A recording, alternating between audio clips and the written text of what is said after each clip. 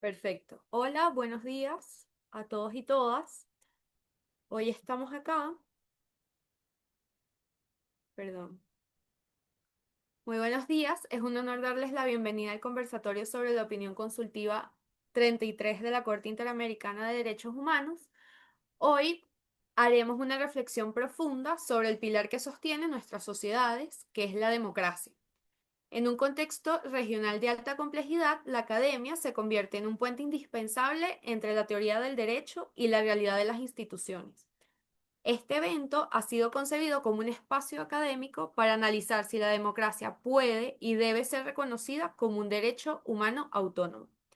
Para dar inicio formal a este evento, cedo la palabra al decano César Carballo, quien nos compartirá un poco la visión de nuestra facultad y la relevancia de este tema en nuestra universidad y en la actualidad. Muchísimas gracias, querida María Paula. Feliz día a todas y todos. Bienvenidas y bienvenidos. Para la Facultad de Derecho de la Universidad Católica Andrés Bello, una sincera alegría, un sincero entusiasmo poder auspiciar y acompañarles en este evento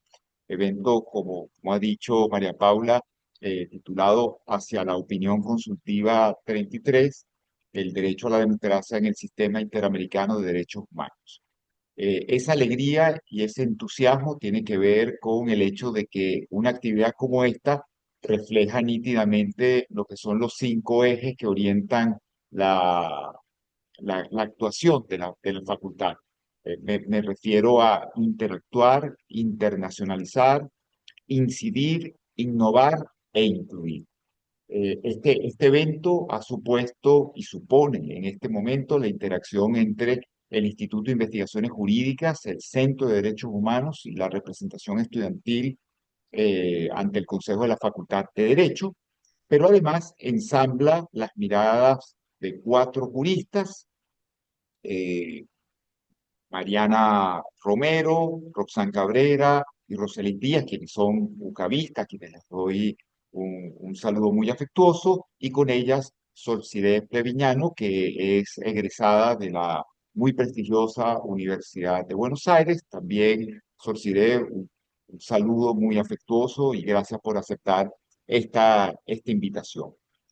Esta interacción, entonces,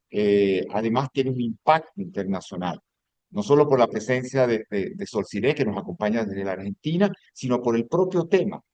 Vamos a escuchar hablar sobre la fragua de una opinión consultiva de la Corte Interamericana en un tema de tanta importancia, particularmente regional, por el órgano del cual emana, como es la democracia en tiempos de innegable crisis y retos desafiantes. En tercer lugar, quería destacar en esta singular conjunción de ejes que todo este evento surge o tiene su epicentro en el amicus curiae que se preparó y se presentó desde la facultad ante la Corte Interamericana de Derechos Humanos, liderado por el Centro de Derechos Humanos con el apoyo del Instituto de Investigaciones Jurídicas. Esos amicus, perdón, no son otra cosa que una fórmula sofisticada de incidencia, en este caso de impacto regional. De tal manera que tenemos una interacción con impacto internacional que pretende incidir y que además el día de hoy está intentando innovar, porque más allá del informe ya presentado, que es en sí mismo un acto trascendental, se está utilizando como una excusa para reunirse, para dialogar, para juntarse, para intercambiar ideas y para propiciar su divulgación. Finalmente, en lo que a la inclusión tiene que ver, destaco lo que había señalado antes, esto es una excusa para juntar a cuatro mujeres jóvenes, excelentes juristas, expertas en derechos humanos, para que ante nosotros intercambien sus opiniones. Y además moderada por también una joven y talentosa estudiante de Derecho. De tal manera que enhorabuena a esta iniciativa, felicitaciones a los organizadores, no puedo dejar de nombrar a Anselmo Coelho, quien nos ha ayudado eh, uniendo todas las partes para hacer esto posible. Por supuesto, a María Paula Guerrero, dejarlas en el uso de la palabra para escuchar con muchísima atención lo que nos tengan que decir sobre el constructo de la democracia y este momento y esta oportunidad histórica de reconocerlo como derecho humano en la esfera del sistema interamericano de los derechos humanos. Un fuerte abrazo, de nuevo, bienvenidas y bienvenidos. Lo estaré escuchando con muchísima atención. Muchísimas gracias. Gracias, decano. Siguiendo la línea que comentaba el profesor César, hoy nos acompañan cuatro juristas con una excelente trayectoria académica y comprometidas con el trabajo del sistema interamericano. Y lo que hace especial a este panel es su visión de primera mano, pues todas ellas han sido protagonistas activas en el proceso de la opinión consultiva 33, aportando su experticia en las recientes audiencias ante la Corte Interamericana de Derechos Humanos. Las voy a presentar. En primer lugar, recibimos a Mariana Romero. Ella es abogada, profesora universitaria y defensora de derechos humanos, especializada en Derecho Internacional de los Derechos Humanos y Seguridad y Protección Integral. Es fundadora y actual directora general del Centro para Defensores de Derechos Humanos y Justicia y coordinadora académica y profesora investigadora en el Centro de Derechos Humanos de la Universidad Católica Andrés Bello. Ha recibido múltiples premios y reconocimientos por su labor en pro de la defensa de los derechos humanos. Contamos también con la presencia de Roxanne Cabrera, abogada también de LUCAP, especializada en derechos humanos. Cuenta con una maestría en estudios de desarrollo de la School of Oriental and African Studies de la Universidad de Londres. Es coordinadora de cooperación internacional del Instituto Internacional de Responsabilidad Social y Derechos Humanos y su trabajo abarca el litigio estratégico internacional ante mecanismos internacionales de protección, investigación y coordinación de proyectos en varios países de la región como Costa Rica, Guatemala, Colombia y México. Nos acompaña además Solcire Previñano, abogado por la Universidad de Buenos Aires, donde también se desempeña como docente. Actualmente es responsable de litigio en Amnistía Internacional Argentina y tiene más de 8 años de experiencia en litigio en fueros nacionales. Fue pasante de la Relatoría Especial para la Libertad de Expresión de la Comisión Interamericana de Derechos Humanos y trabaja principalmente en temas de libertad de expresión y género. Y finalmente, completamos el panel con Roselis Díaz, abogada venezolana cum laude con experiencia en la defensa y promoción de los derechos humanos. Actualmente cursa un LLM in International Human Rights Law en la Universidad de Notre Dame y su trayectoria combina experiencia en litigio estratégico, investigación y defensa de derechos humanos en ámbitos nacionales, regionales e internacionales. Ha representado a víctimas de violaciones de derechos humanos en distintos países de América Latina y cuenta con experiencia en la defensa de derechos humanos ante el sistema interamericano y Naciones Unidas. Ha participado en la elaboración de informes, peticiones internacionales y proyectos de investigación. Gracias por acompañarnos hoy en este evento. Comenzaremos nuestra primera ronda preguntándoles cuál es la significación jurídica de esta opinión consultiva y qué implicaciones tiene definir la democracia como un derecho humano autónomo en el marco del sistema interamericano de derechos humanos. Mariana. Buenos días a todas y todos, muy complacida de estar en esta actividad y muy honrada de compartir el panel con tan excelentes juristas y abogados, pero sobre todo defensoras de derechos humanos, no solo en Venezuela, sino en la región y poder dar una perspectiva con una visión muy integral e interseccional de el tema que nos atañe el día de hoy, que es muy importante y es hablar de la democracia y no hablar de democracia como un mero sistema político o de gobierno, sino de la democracia como un derecho humano en sí mismo. Y allí entender cuáles son las implicaciones jurídicas, prácticas y en relación a la protección de la dignidad humana que avanzar en esta línea tiene, entendiendo pues las distintas perspectivas que puede haber sobre la democracia en sí misma como fin o como medio. En este sentido, creo que debemos partir de reiterar nuevamente que en efecto la democracia tiene que entenderse como un derecho humano y esperamos que, bueno, luego de esta participación masiva que hubo en torno a la OC 33, que lo decía en su momento en las audiencias el presidente de la Corte, el juez Mudrovich, la audiencia de opinión consultiva con mayor participación en la historia de la Corte. Eso demuestra la importancia y la relevancia que tiene abordar esta temática. Y podríamos quizás debatir ampliamente en si la democracia debe ser meramente un sistema político de gobierno o debería entenderse más como un principio jurídico que como un derecho en sí mismo. Pero volviendo a lo que mencionaba hace un momento y de acuerdo a lo que al menos en el escrito de Amicus Curiae que presentábamos desde la Universidad Católica Andrés Bello, afirmábamos que tiene que comprenderse como un derecho humano, entendiéndolo desde una perspectiva no solo individual, donde se relaciona a la capacidad de los individuos de poder tener las herramientas y desarrollar su proyecto de vida de forma plena y libre en sociedad, con condiciones que le permitan esa autodeterminación como personas para no solo ejercer sus libertades fundamentales, sino también ver garantizado su derecho a una vida digna con la materialización y la posibilidad de acceso real y eficaz a derechos económicos, sociales y culturales, pero a su vez entender la democracia desde una dimensión colectiva, viéndola así como ese sistema que debe tener o que debe proveer un Estado para que se respete y se garantice un orden social y político donde las personas puedan desarrollar a plenitud sus derechos humanos. Entonces, partiendo de allí, hay que entender que la democracia cuenta de los elementos esenciales para hablar de ella como un derecho. Hay titulares individuales y colectivos, por lo tanto podemos llegar a hablar de su exigibilidad ante cualquier posibilidad de vulneración que exista, entender que sí podemos hablar de un núcleo duro del derecho, que esto era uno de los elementos quizás de mayor debate durante las audiencias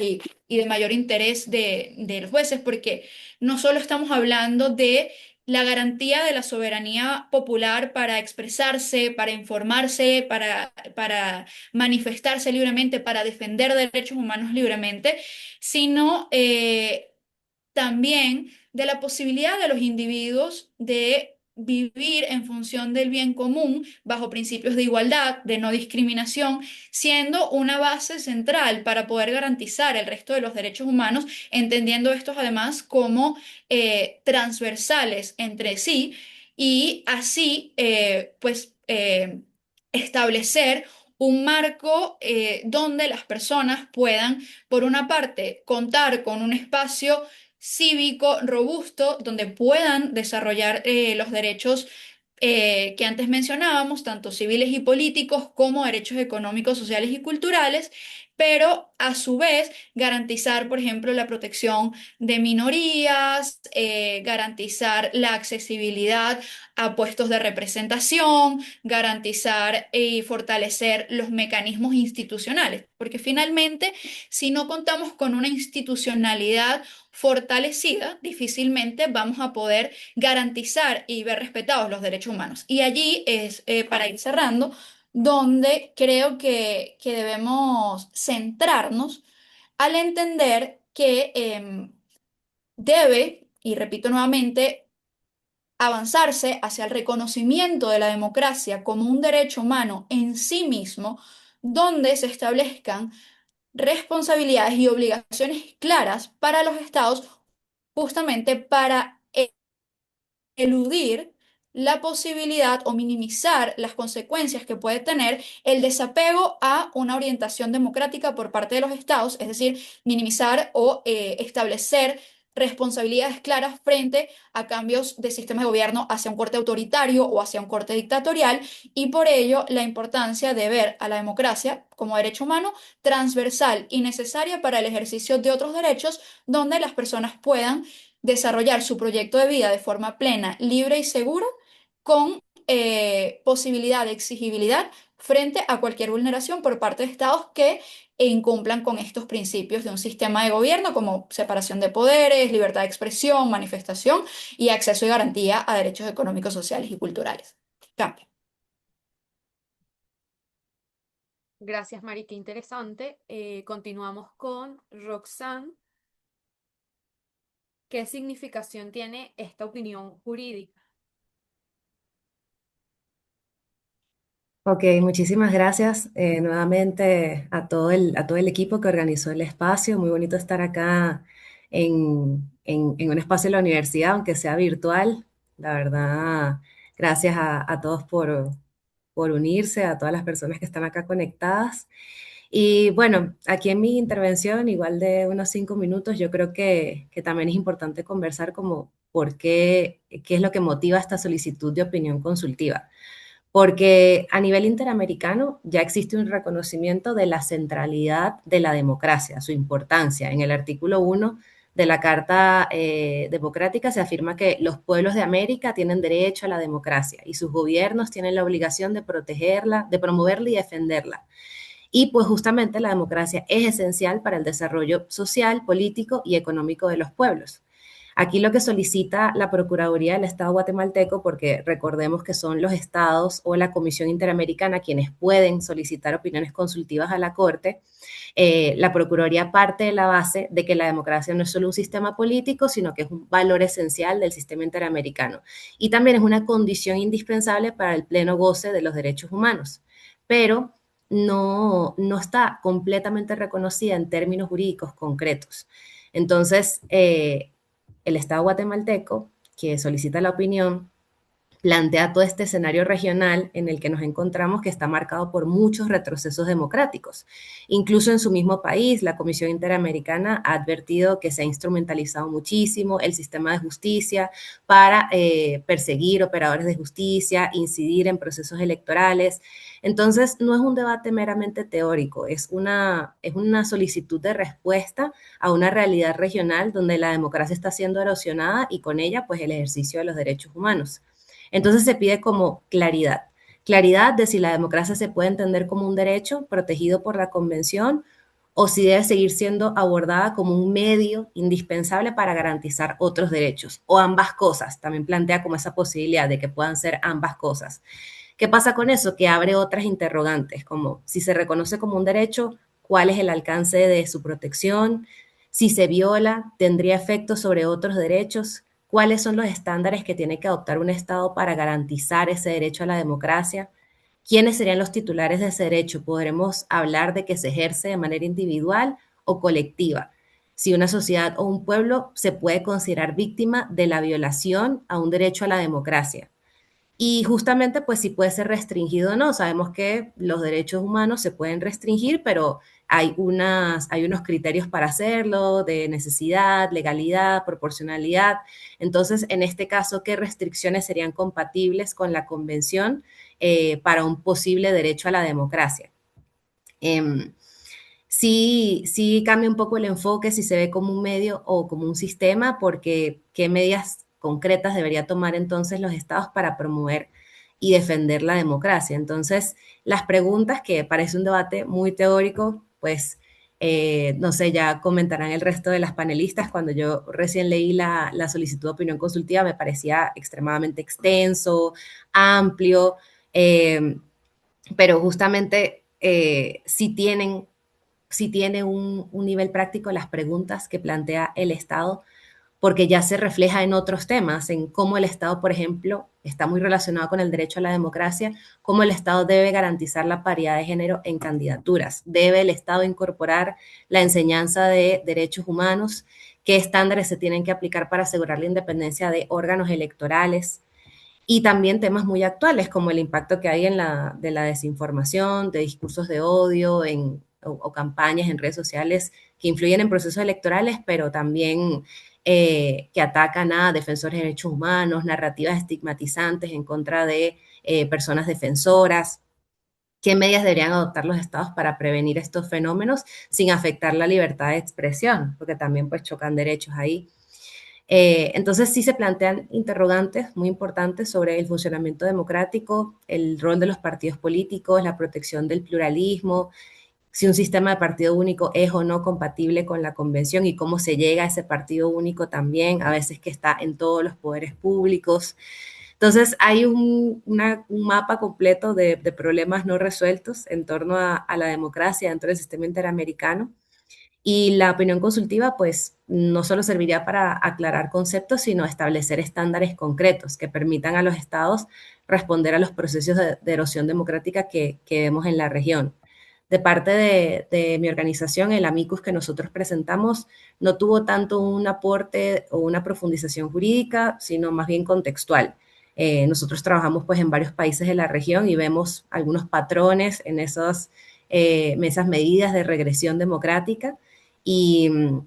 y buscábamos visibilizar en el escrito pues cómo esas regresiones se manifiestan en la práctica, temas de debilitamiento institucional, cierre de espacio cívico, ataques a actores claves en la democracia y bueno, por qué marcar como esa urgencia de por qué el sistema interamericano debería responder a estas dinámicas y cómo hacerlo. Entonces creo que en la segunda ronda también puedo andar un poco más en esos aportes específicos del amicus. Claro que sí, qué interesante cómo quedan como más dudas, ¿no? Sobre el tapete y ojalá pues la Corte y esta opinión consultiva logren dar respuesta a muchas de estas preguntas y también como brindar ese marco que es tan necesario actualmente dentro del continente. De esta forma me gustaría escuchar a Sol Sire. Hola, hola a todos y a todas. Bueno, muchas gracias por la invitación. Para mí es un honor y un placer poder reflexionar con otras mujeres sobre este tema tan importante y sobre todo en esta universidad en la UCAP que tiene como a la cual le guardo mucho cariño y tiene un lugar en mi corazón muy grande. En primer lugar, para responder un poco este primer eje de preguntas, me gustaría aclarar que nuestro amicus, el del Centro de Derechos Humanos de la Universidad de Buenos Aires, no buscó responder expresamente a la pregunta de si la democracia era un derecho humano autónomo o era un principio, sino que lo que buscó fue acercarle a la Corte Interamericana la experiencia de la Corte Argentina en atención al diálogo que existe entre cortes nacionales y cortes interamericanas, a pesar de que considero que Argentina actualmente está en un momento al igual que de la tendencia global, siguiendo esa tendencia global, de expulsión del sistema internacional del nacional. Sin perjuicio de eso, retomando, como mencionó Mariana, la audiencia fue una instancia muy grande de formación, ya que fue una de las audiencias con la más alta participación, en donde se escucharon diferentes tipos de opiniones, desde los estados hasta la academia, en donde en una misma mesa se decía que era un derecho humano autónomo y se fundaba de manera muy concreta, y uno decía, claro, por supuesto que es un derecho humano autónomo, y después el siguiente expositor o la siguiente expositora decía absolutamente todo lo contrario con grandes argumentos también. Entonces, yo creo que una de las principales formas de responder esto, y me gustaría citar a Verónica Gómez en el primer día de apertura de la Corte, en la pregunta que le hizo al Estado de México, y le hizo la siguiente pregunta, que es: ¿qué sentido tiene reconocer la democracia como un principio o un medio si ante la ausencia de democracia ese principio no puede ser ejecutable a nivel interno? Y yo creo que México no pudo dar una respuesta a eso. Yo creo que esa pregunta que dio Verónica Gómez, que fue una invitación a la reflexión de cuál va a ser el rol de la Corte Interamericana frente al contexto actual de la vida que tienen las democracias en las Américas, viene desde un realismo muy jurídico, que es cómo se aplica a nivel interno los estándares de la Corte Interamericana. Si la Corte Interamericana hoy dice que la democracia es un principio, ¿cómo los abogados litigantes van a un juez y le dicen se está violando un principio? Entonces ella lo ató mucho a su rol, a mi criterio, lo ató mucho a su rol de jueza en Argentina, y pudo evidenciar esto, de que si bien, como dijeron recién, se encuentran ciertos conflictos con la justiciabilidad de la democracia en términos colectivos, yo creo que los sistemas interamericanos y los sistemas internacionales creo que tienen que estar a la altura de la situación actual que atraviesa la región. Y creo que su pregunta vino atada muy de la mano de eso. Pero además de que los sistemas y los tribunales internacionales no deben obviar el contexto en el cual dan sus sentencias o brindan sus opiniones consultivas o brindan sus estándares que por el control de convencionalidad van a tener que ser de obligatorio cumplimiento por todos los estados. Yo creo que además de la necesidad de ese contexto, también existe un anclaje jurídico que permite reconocer a la democracia como un derecho humano autónomo. Entonces, más allá de la necesidad que hay de consagrar a la democracia como un derecho humano autónomo por el contexto actual, también existe un anclaje jurídico que permite esa conclusión. No es que las personas que planteamos que es una democracia, es un derecho humano autónomo, no tenemos un sustento jurídico y simplemente apelamos a es necesario que sea así consagrado, sino que tranquilamente puede ser consagrado como un derecho humano autónomo que deriva de diferentes artículos de la Convención Americana, como ya lo ha dicho la Corte Interamericana con el derecho a defender derechos, que es un derecho humano autónomo que se desprende de la interpretación conjunta de varios artículos. Y por último, una de las últimas cosas, considero que la complejidad en la exigibilidad o la complejidad de diferenciarlo de otros artículos de la Convención no puede ser un motivo para no considerar la democracia como un derecho humano autónomo.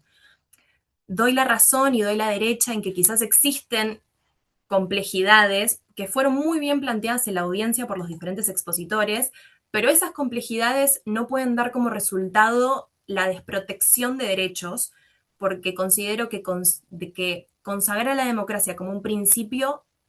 la consecuencia última en la vida de las personas de todos los países de la América va a ser un menor índice de protección en términos democráticos. Gracias, Sol. Continuamos con la visión de Roselis. Gracias, Mara Paula. Hola, ¿cómo están todos? Yo solamente también quiero sumarme al agradecimiento. Estoy muy feliz de estar acá en la universidad, así sea a distancia, y obviamente también muy feliz de compartir el panel con Mariana, con Roxanne y con Solcire. Me parece una oportunidad valiosísima, así que simplemente darles el agradecimiento. Bueno, yo coincido muchísimo con las tres, entonces es horrible estar de última porque es como un poco también tener que repetir, ¿no? Como cosas que quizás ya dijeron. Pero algo muy importante que dijo Roxanne y que rescato es que creo que es demasiado importante considerar el contexto en el cual esta opinión consultiva está siendo solicitada. Porque la necesidad de proteger la democracia en la región em, exige entonces que nos paremos un momentico a pensar cuáles son estas obligaciones que los estados están llamados a cumplir. Porque a veces, y la Corte, y lo voy a desarrollar ahorita en un ratico, como que ha hablado de la democracia como una obligación,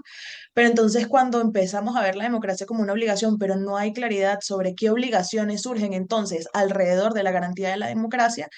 el rol de la opinión consultiva tiene o sea, juega un papel fundamental porque nos permite sentarnos a reflexionar precisamente de esas complejidades que dice Solcire también, porque la verdad es que a pesar de que la Carta Democrática Interamericana nos dice el derecho a la democracia es un derecho de los pueblos de América y la Corte, y podemos llegar a la conclusión de que, pues obviamente la democracia puede, y creo yo en mi opinión, en mi opinión personal,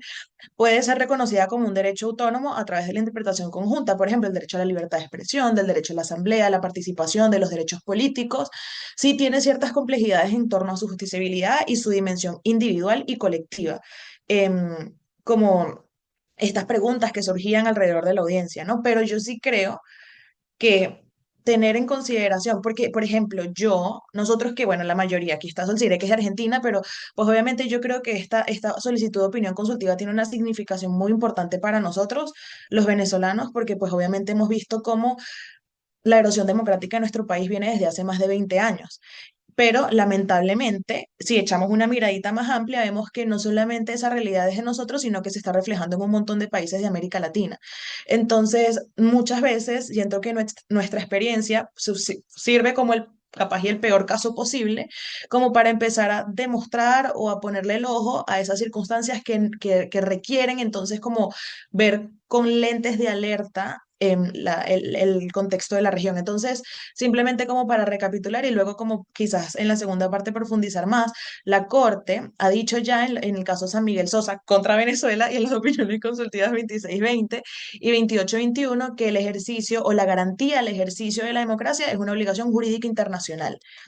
Y entonces, aparte de eso, le mete que el interés del cumplimiento de esa obligación no es solamente un asunto de interés doméstico. Y ahí es cuando entra en conjunto o entra al juego el rol de la comunidad internacional. Entonces, el amicus que presentó, yo estoy ahorita estudiando en la Universidad de Notre Dame, y el amicus que presentó la Universidad de Notre Dame tampoco busca responder específicamente si la democracia es un derecho autónomo o no, sino que busca como responder de manera sistemática cuál es el tratamiento que han dado distintos estados, ¿no? Y la conclusión general es que, bueno, la verdad es que se utiliza en primer lugar como un principio o como una norma interpretativa a la luz, o sea, el principio democrático y otros derechos a la luz de este principio, pero también se utiliza como, por ejemplo, un derecho autónomo en algunas cortes constitucionales, por ejemplo, la Corte Constitucional Colombiana.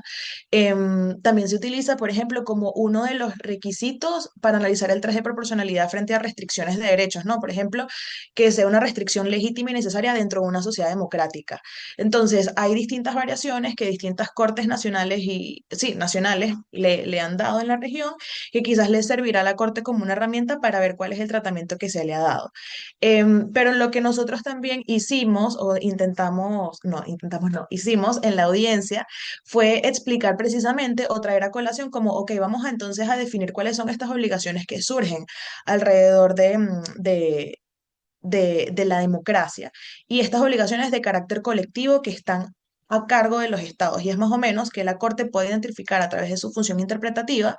estas líneas rojas institucionales que dicen hay que activar las obligaciones que tenemos para garantizar y promover la democracia en la región. Entonces, ¿cuáles son estos supuestos que requieren que se activen estas garantías para que los estados o la comunidad internacional actúe y qué se requiere de eso? Entonces,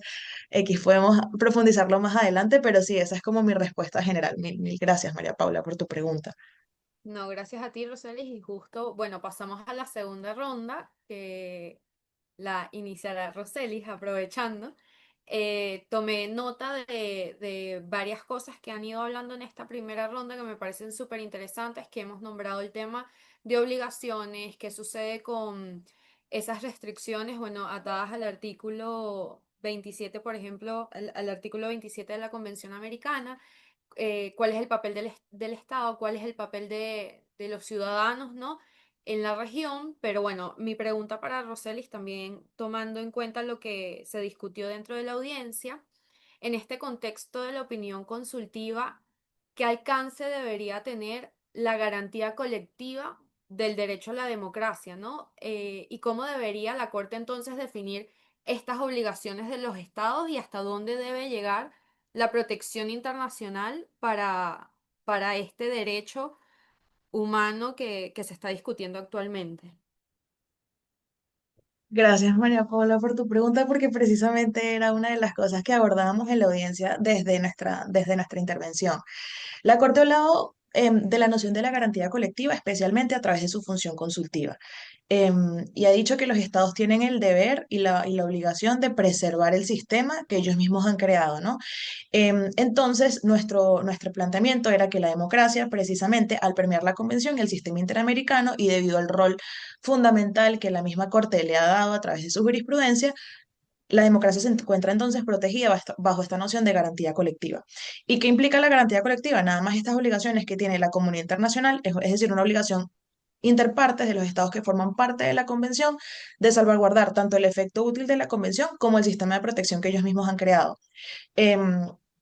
y lo que nosotros exponemos es que cuando el orden democrático no se rompe solamente cuando hay un golpe de Estado, por ejemplo, no pasa solamente de manera abrupta, puede ser una erosión progresiva. Y cuando hay una erosión progresiva y se levantan alarmas sobre la posible ruptura del orden democrático, es cuando se tiene que activar esta garantía colectiva de la comunidad internacional para decir, epa, aquí está pasando algo, ¿qué tenemos que hacer?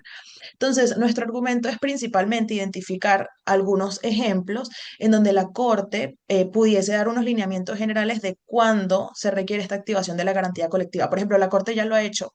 con la opinión consultiva sobre la reelección indefinida y dijo, no, la reelección indefinida es automáticamente contraria al pluralismo político y a la democracia. Entonces, ¿qué otros? Por ejemplo, tenemos la falta de independencia judicial, ¿no? Cuando el Poder Ejecutivo, por ejemplo, coopta el Poder Judicial, pues también es inmediatamente contrario a la democracia. Y estos son dos ejemplos claros que ya ha identificado la Corte de, por ejemplo,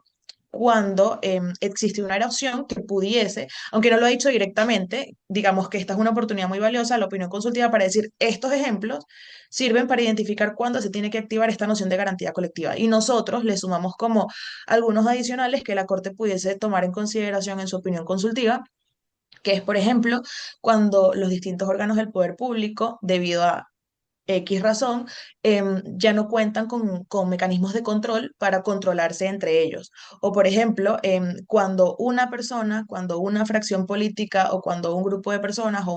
una rama del poder público controla a otra, no necesariamente tiene que ser el poder ejecutivo al poder judicial. Bastante se habló, por ejemplo, del poder electoral dentro y la importancia que juegan los poderes electorales dentro de los sistemas democráticos. Entonces, lo que nosotros planteamos básicamente es que la Carta Democrática Interamericana en su artículo 3 dice, la ruptura o permite llegar a la conclusión de que la ruptura del orden democrático no necesariamente es algo abrupto, sino que puede ser algo progresivo. Y frente a esta progresividad uno tiene que prestar particular atención al contexto en el que nos desenvolvemos y en el que están los estados para identificar cuándo existe esa erosión progresiva. Estos ejemplos nos permiten como identificar ciertas líneas rojas institucionales que dicen esto es demasiado y hay que intervenir. Y bueno, ¿cómo intervenir? Pues, por ejemplo, no tengo demasiado tiempo, pero la Carta Democrática Interamericana en su artículo 17 al 21 establece ciertas medidas, pues podemos revisarlas anótenlo allí, si quieren revisarlas, saben y se las revisan después para que las vean con mayor detenimiento, em, pero permite o da mecanismos de control políticos entre los mismos estados que conforman la OEA para poder verificar tanto gestiones diplomáticas hasta la suspensión, por ejemplo, del derecho a participación en las asambleas generales de la OEA, de esos estados que no están cumpliendo, cuando, por ejemplo, incumplen con sus obligaciones internacionales o se produce una alteración grave o ruptura del orden democrático. Y también hay otros mecanismos en los que se puede ejercer esta acción de garantía colectiva que en mi opinión muy personal no ha sido utilizado, por ejemplo, en el caso venezolano, que es cuando un Estado, creo que es el artículo 64 de la Convención, no me acuerdo exactamente cuál, pero cuando un Estado está en incumplimiento sostenido de las decisiones que emite la Corte emite un informe a la Asamblea General de la OEA para que eso sea discutido y no solamente haya un control jurídico, sino que también pueda haber un control político. Y la verdad es que, por ejemplo, Venezuela está literalmente en desacato de manera abierta y pronunciado por la Sala Constitucional y en las oportunidades en que estos informes se han presentado a la Asamblea General de la OEA no ha habido realmente una discusión en torno a o un intento de activación de garantía colectiva. Yo creo que sí lo ha habido más recientemente respecto de otros países, pero creo que llamar la atención sobre estas posibilidades es muy valioso y también permite cómo contribuir y llenar de alcance y contenido estas obligaciones que tienen los estados alrededor de la democracia, que ya ha sido reconocida como una obligación jurídica internacional. Gracias, Roselis. Me voy a quedar con esta parte que dijiste sobre los órganos electorales y con esto paso la palabra a Sol Siré, porque vemos que la democracia no es solo una cuestión de votos, sino también de cultura ciudadana, ¿no? Y de cultura de los países.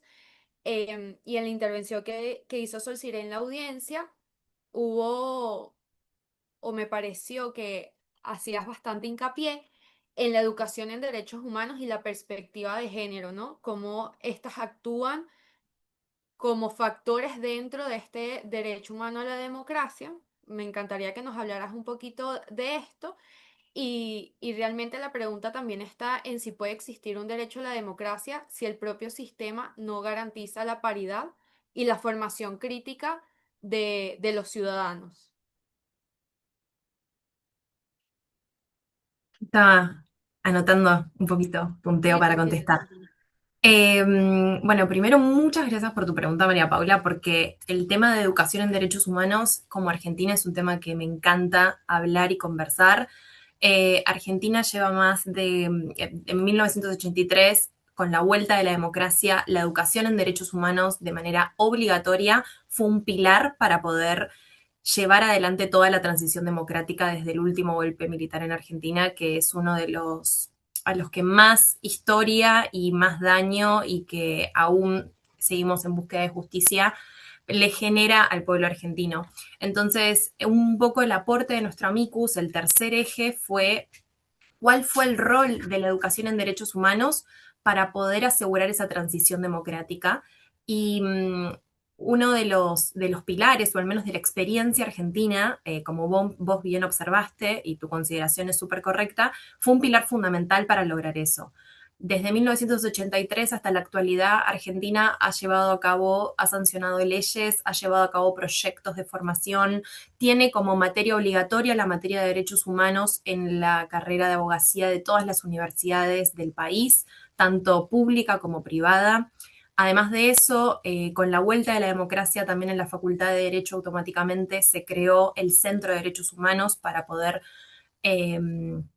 para poder manifestar y para poder difundir estos temas y poder formar abogados con una perspectiva de derechos humanos para después llevar adelante lo que se conoce como el juicio a las juntas, que es cuando a los últimos dictadores y militares que llevaron a cabo el último golpe de Estado se los terminó enjuiciando a través de juicios civiles y no militares, que aún siguen pendientes, pero seguimos en esa búsqueda. Entonces, uno de los grandes pilares de Argentina fue, o uno de los grandes objetivos luego de la recuperación de la democracia fue educar abogados con perspectiva de derechos humanos para poder llevar adelante esa lucha democrática en pos de la memoria, la verdad y la justicia. Pero además de eso, también se buscó hacer un control sobre las fuerzas de seguridad que en su momento habían perpetrado el golpe de Estado, y por ese motivo en Argentina es obligatorio que cualquier fuerza de seguridad, desde la Policía Federal hasta la Policía de la Ciudad,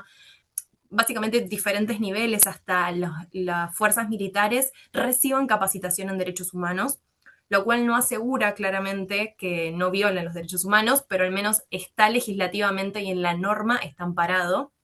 Y además de eso, existen leyes obligatorias de educación en derechos humanos, que es justamente lo que pregunta la opinión consultiva, para a nivel primario y a nivel secundario, respectivamente a formación en derechos humanos, que es una materia que se llama cívica en Argentina. Entonces, específicamente nosotros tratamos de contestar a esa pregunta. La legitimidad y la constitucionalidad de la obligatoriedad en la educación en derechos humanos jamás fue cuestionada en Argentina a nivel judicial. Y además de eso, la experiencia argentina muestra que es un país tendiente a que se declare la obligatoriedad en la educación en derechos humanos porque así lo hizo su práctica. Respecto a tu segunda pregunta sobre la paridad de género, definitivamente nosotros consideramos que la paridad de género es un requisito esencial de la democracia y que no puede haber democracia si más del 50% de la población no está representada equitativamente. Si las mujeres no ocupamos puestos de poder y puestos o espacios de toma de decisión, como dice la opinión consultiva la observación general del comité CEDAW, 40 si no me equivoco, acá hay una ausencia y hay un problema de legitimidad de los organismos. Un organismo, o ya sea el Poder Judicial, el Poder Ejecutivo o el Poder Legislativo, no va a ser legítimo en términos democráticos si más de el 50% de su población, que vendrían a ser las mujeres, no se encuentran representados. Por eso lo que solicitamos a la Corte es que,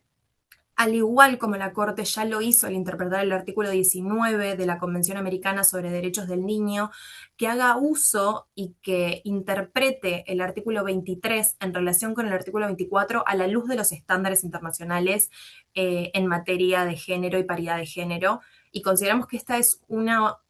opinión consultiva central y decisiva que podría marcar el rumbo para capaz, desde mi visión de abogada litigante a nivel estructural y de litigios estratégicos, una opinión consultiva que diga que la paridad de género es un requisito esencial de la democracia y que los estados deben asegurarlo, abriría las puertas para un montón de litigios, para un montón de exigibilidad de este derecho, porque al fin y al cabo considero que si leemos el artículo 23 en relación con el artículo 24, las mujeres tienen derecho a la paridad. Por supuesto, no me quiero extender mucho más, pero es un tema que considero que es muy relevante actualmente, eh, porque se abrió una puerta para volver a traer estos temas a debate. En Argentina tenemos leyes de paridad de género, tenemos leyes de cupo, eh, tenemos voto femenino, sufragio femenino, después de Ecuador fuimos uno de los primeros, pero el problema que enfrentamos actualmente es que nuestra Corte Suprema de Justicia de la Nación está compuesta exclusivamente por varones. Nosotros podemos tener 5 jueces en la Corte, 3 son varones y 2 están vacantes, que podrían ser propuestos, el Poder Ejecutivo podría proponer mujeres, sin perjuicio de eso, lo que hizo el Poder Ejecutivo el año pasado, que a través de un litigio pudo frenarse, fue de designar por decreto a 2 varones más. Entonces en Argentina se iniciaron una multiplicidad de litigios que lo que buscaban era lograr la exigibilidad de la paridad de género en el máximo Tribunal de Justicia de la Nación, eh, que salió con éxito y que actualmente está ante la Corte Suprema de Justicia de la Nación. Es decir, que la propia Corte va a resolver sobre su propia composición, lo cual es bastante problemático en términos de imparcialidad. Pero para concluir, sí considero que tanto la educación en derechos humanos y su obligatoriedad como la paridad de género son necesarias para una democracia y que no hay una democracia si las mujeres no estamos representadas en términos equitativos. Gracias, Sol. Qué importante, ¿no? Y creo que también este panel o sea, yo las admiro aquí a todas y qué bueno tenerlas como panelistas hablando de este tema, justo que somos todas mujeres, ¿no? O sea, cómo cumplimos nosotros también un rol y este evento representa eso, ¿no? El querer educar en derechos humanos, el querer educar sobre la democracia, en que las mujeres también tenemos voz, ¿no? En cuanto a estos temas y que también nosotras estamos, de alguna forma, tenemos esa responsabilidad de que estos temas se sigan conversando y se siga incluyendo a las mujeres, como bien tú decías, en aquellos espacios de toma de decisiones, que me parece bastante importante. Continuamos con Roxanne, eh, y para ti la pregunta iba más hacia el aspecto institucional, ¿no? ¿Cuáles serían esas obligaciones, por más de que ya Roselis nos habló un poquito frente a los estados, pero cuáles serían esas obligaciones específicas que se deberían imponer a los partidos políticos y órganos electorales, ¿no? Y también otra pregunta sería si la Corte debería establecer algunos estándares mínimos de democracia interna y autonomía técnica para estos actores, principalmente los órganos electorales, dentro de los propios países. Bueno, muchísimas gracias. Sí, justo una de las problemáticas que nosotros expusimos en nuestro amicus, que podría contribuir como al debilitamiento de la democracia en la región, justo era este tema del riesgo de politización de justicia. Y colocábamos un ejemplo. De nuevo, nosotros trabajamos pues en varios países de la región, entonces pues identificamos algunos patrones o situaciones un poco alarmantes que consideramos convenientes exponer en este espacio. Y justo en México el año pasado se dieron elecciones de jueces y magistrados, pero a través de voto popular. Y esto se instaló o se decidió a raíz de una reforma judicial que se venía impulsando desde el gobierno anterior con Andrés Manuel López Obrador y tuvo muchísimas advertencias de parte de partidos políticos, de parte de organizaciones de la sociedad civil, de parte de mismos funcionarios públicos, o sea, jueces y sobre todo juezas, que no estaban de acuerdo pues, con esta reforma y con esta idea de elecciones populares de jueces, porque todo se había planteado a través de una narrativa de democratización, de que el Poder Judicial estaba corrupto, pues que en muchos de nuestros países pues, es una realidad, la corrupción también está debilitando la democracia, pero se planteaba como solución que si el pueblo escogía a los jueces, entonces así se iba a acabar la corrupción y se iba a limpiar el poder judicial. Lo que pasa es que imagínense si es complejo que toda la población esté informada cuando hay elecciones presidenciales y son apenas 4 candidatos, cómo es en la situación donde tienen que escoger entre cientos y cientos de jueces. Obviamente fue un poco desastrosa las elecciones el año pasado, eso fue como en junio, hubo muchas irregularidades, ni siquiera participó el 13% de la población electoral, y al final sí se advertía mucho riesgo de politización de la justicia porque cuando se trata de hacer campaña, pues quienes tienen mayor visibilidad son los que tienen más recursos, quizás el juez o la jueza que termina siendo escogida se inclina más a beneficiar intereses de algún grupo o de algún partido, entonces había también muchas irregularidades en temas de publicidad, nosotros identificamos mucha publicidad en redes sociales que promovía ciertos candidatos y eso estaba prohibido, entonces, las reglas que quizás pudo haber colocado el Estado a través de su Instituto Nacional Electoral u órganos electorales, pues al final terminaron siendo un poco insuficientes ante una votación tan masiva y al final el partido oficialista, que es el partido Morena, ganó la mayoría de los cargos y aseguró un control en completo en la Suprema Corte de Justicia y en el Tribunal Electoral. Entonces,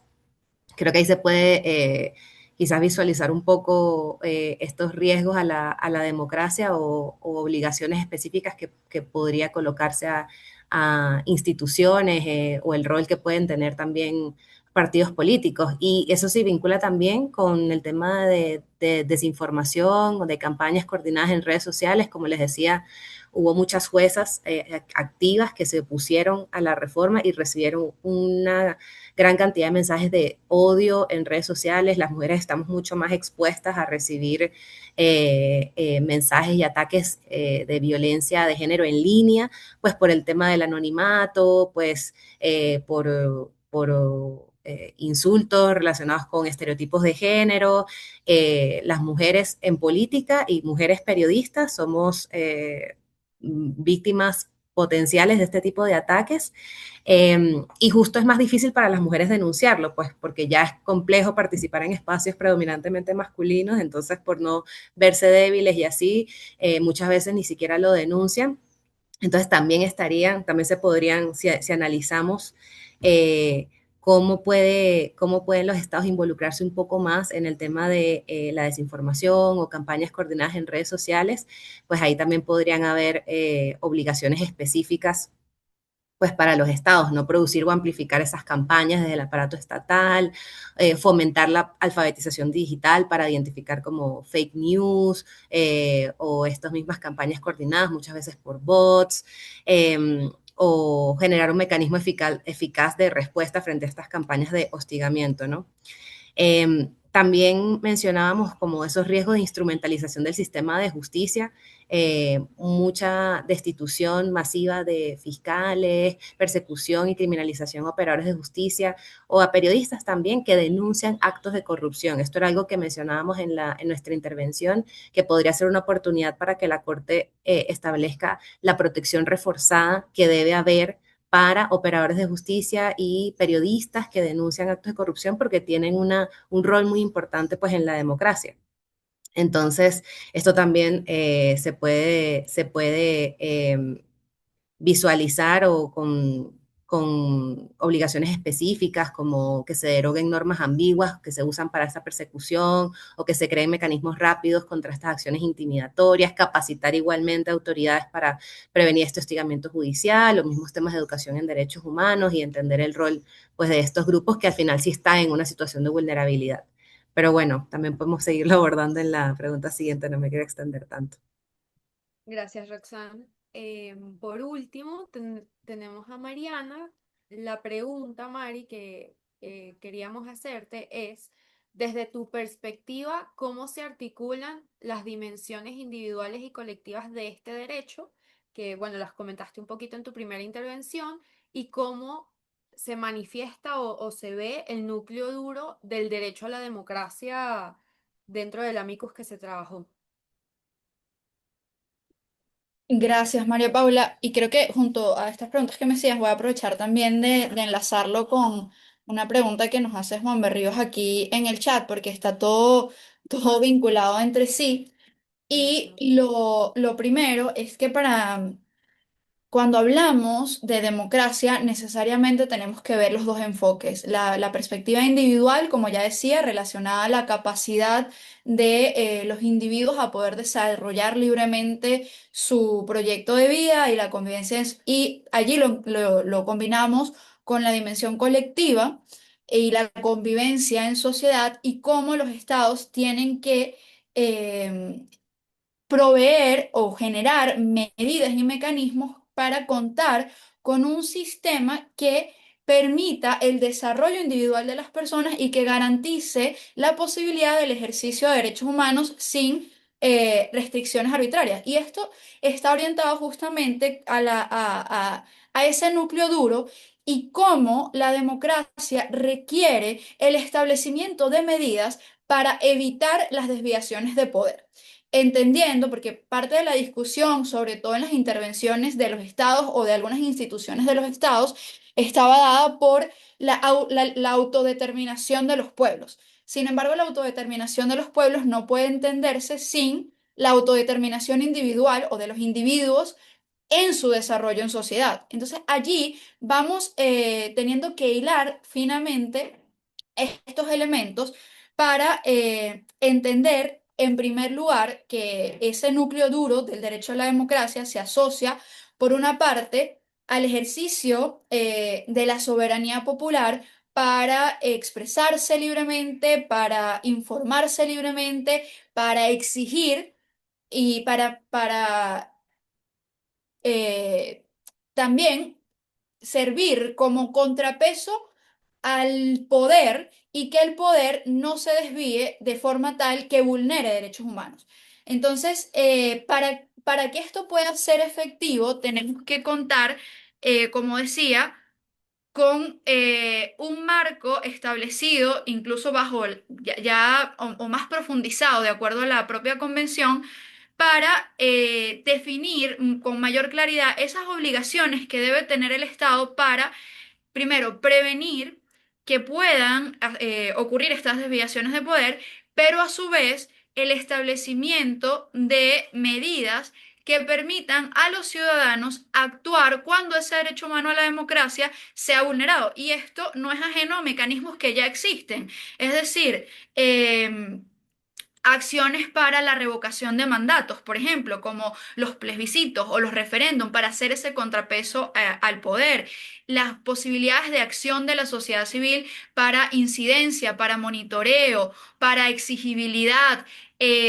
la posibilidad de ejercer amparos o mecanismos de tutela constitucional para exigir a los estados justamente el cumplimiento de sus obligaciones de proteger y respetar derechos, porque volvemos a la transversalidad de la democracia con otros derechos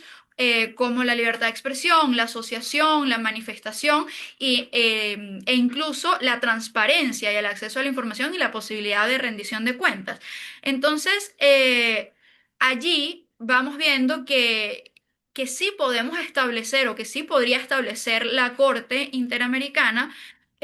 con mayor precisión cómo deben manifestarse esas obligaciones de respeto y garantía para evitar ese posible daño pluriofensivo que tendría la vulneración del derecho a la democracia, porque si se vulnera el derecho a la democracia, volvemos a que no solo se ven afectados los individuos en la posibilidad del ejercicio y garantía de sus derechos, sino también la colectividad con la erosión institucional o derivada de esa erosión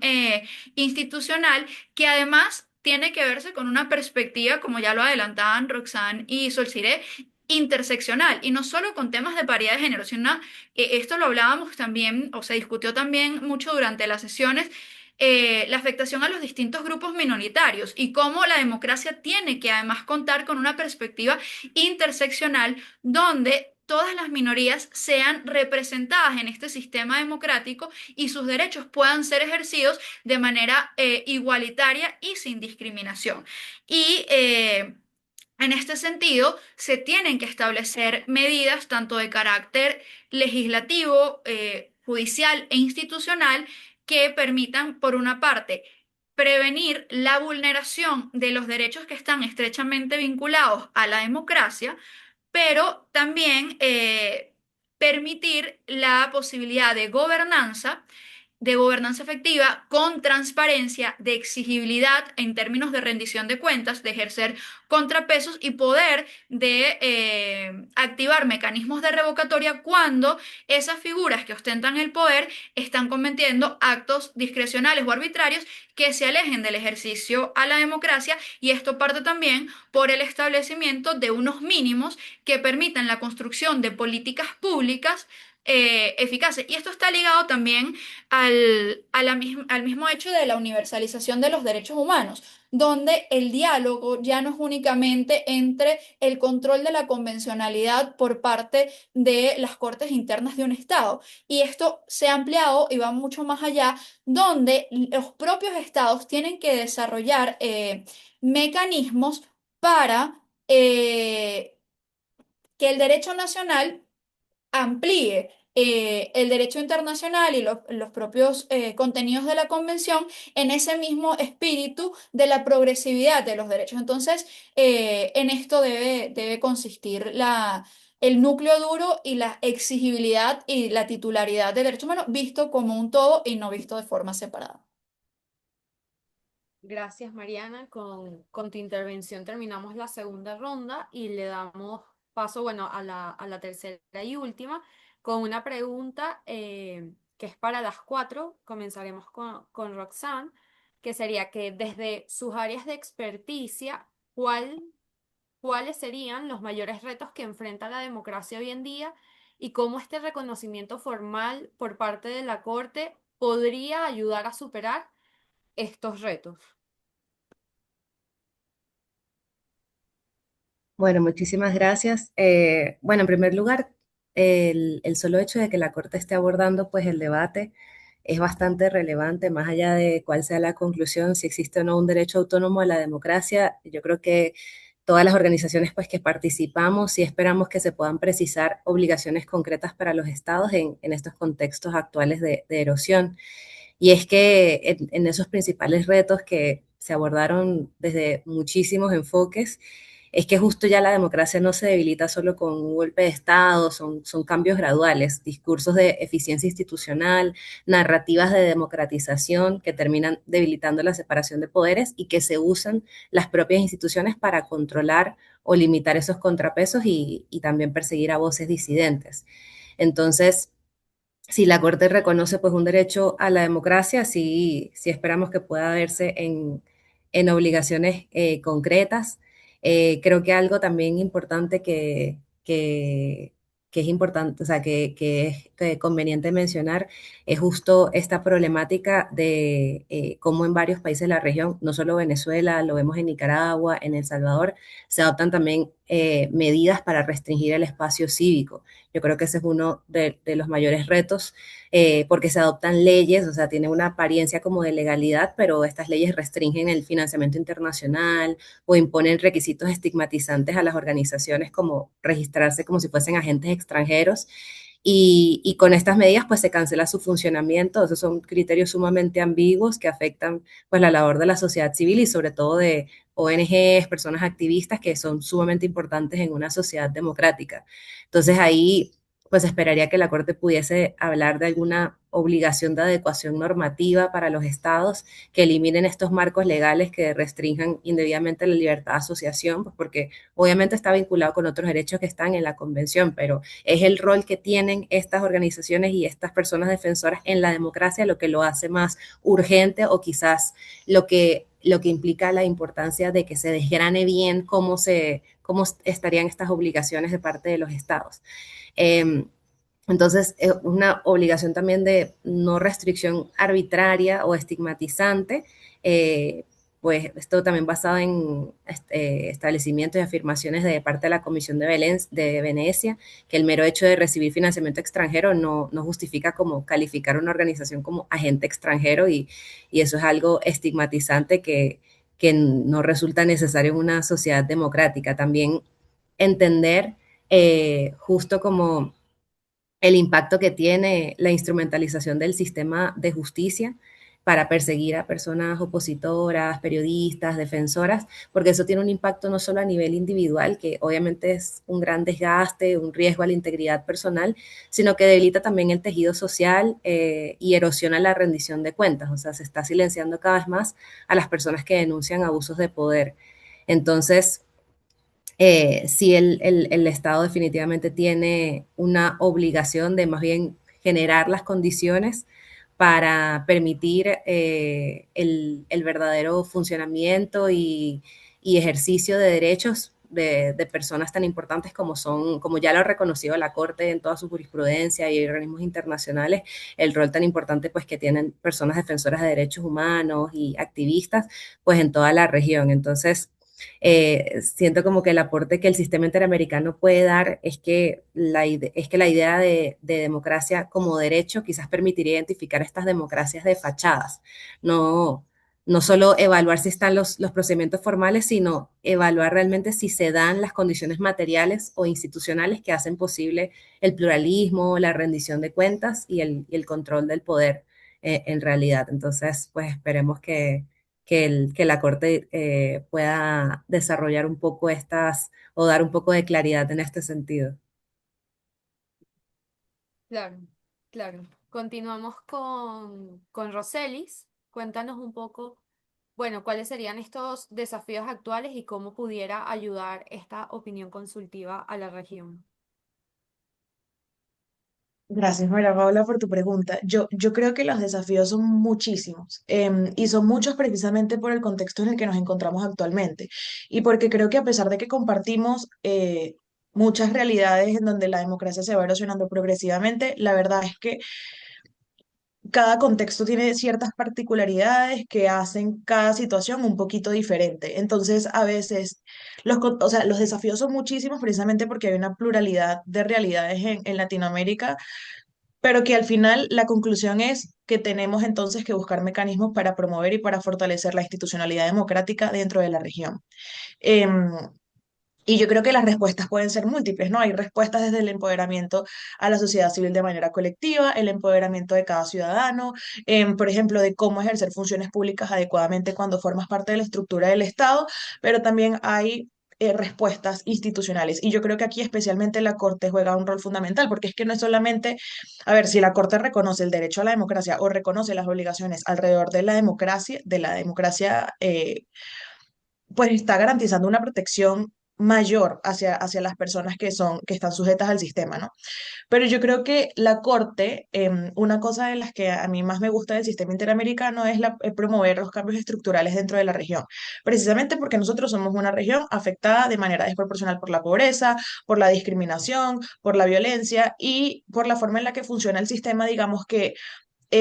los cambios inmediatos son muy difíciles, a veces los casos llegan un poquito tarde al sistema, pero yo creo que tener la posibilidad de responder mediante una opinión consultiva es una forma que tiene la Corte de responder como más eficazmente y más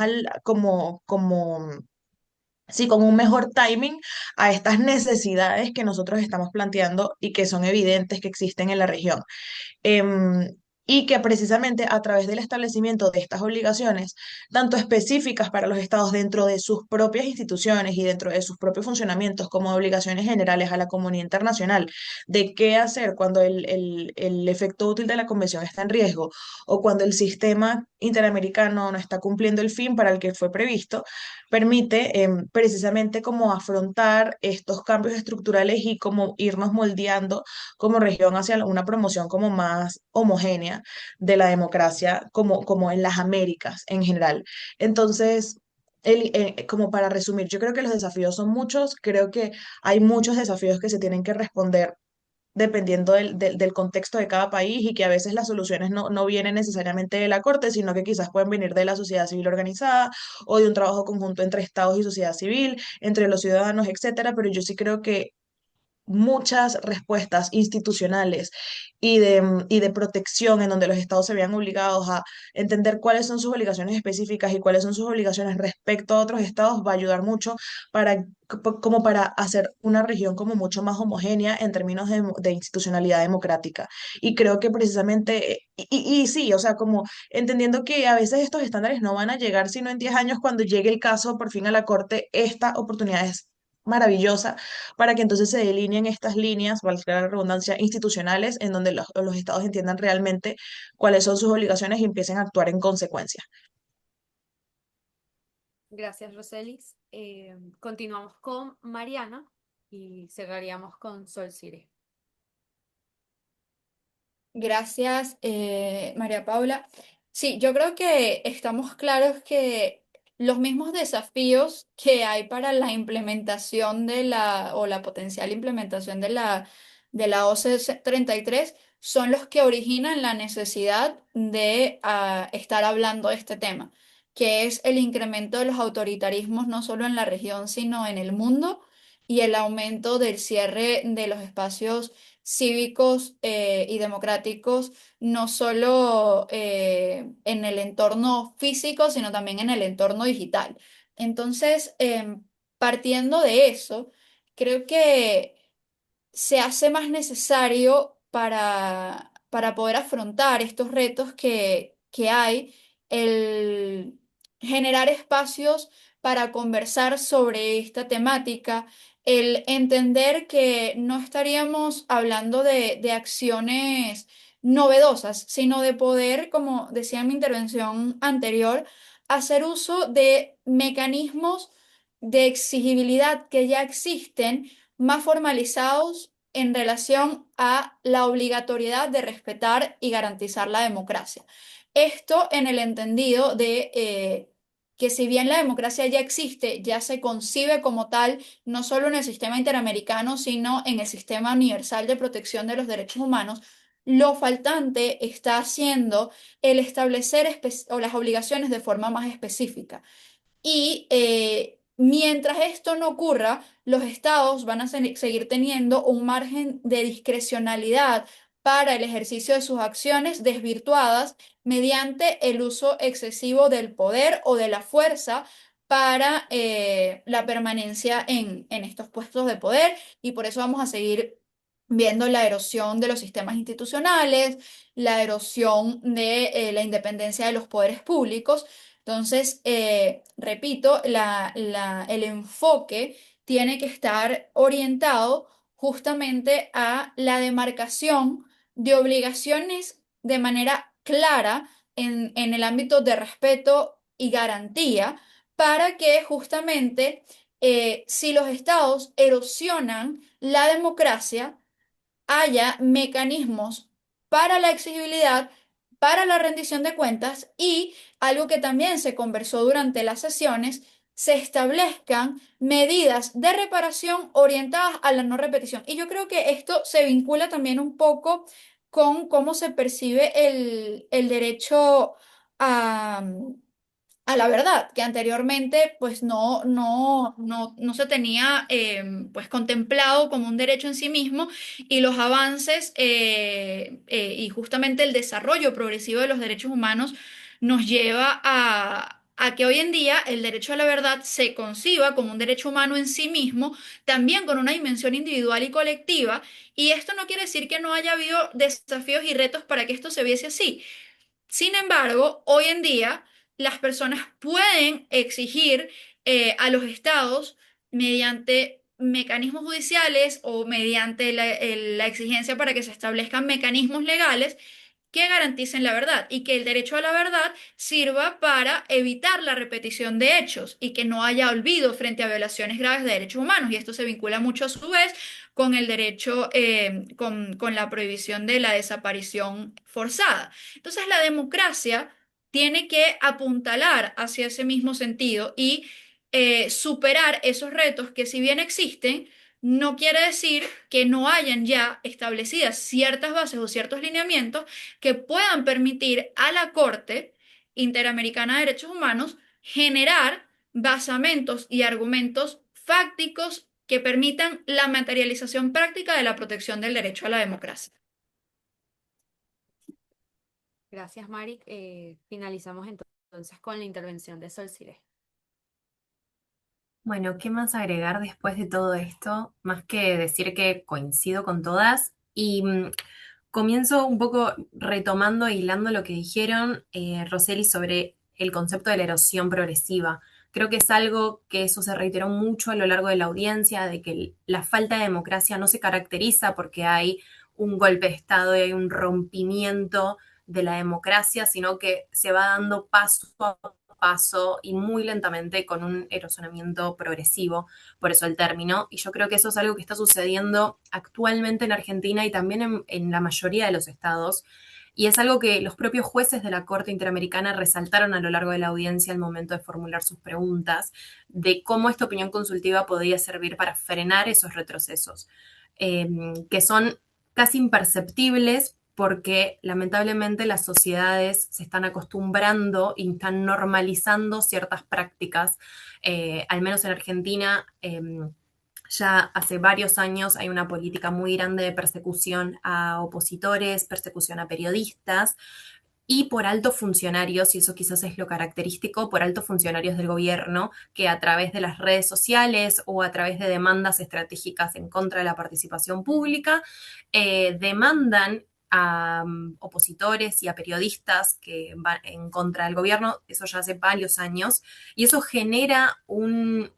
gran daño a la democracia. Además de eso, tenemos otro gran pilar que actualmente se está debatiendo, que es el tema de la criminalización de la protesta eh, y los protocolos que se utilizan para frenar la protesta, que actualmente se está debatiendo tanto a nivel interamericano como a nivel constitucional interno de Argentina. Y creo que esa es una de las principales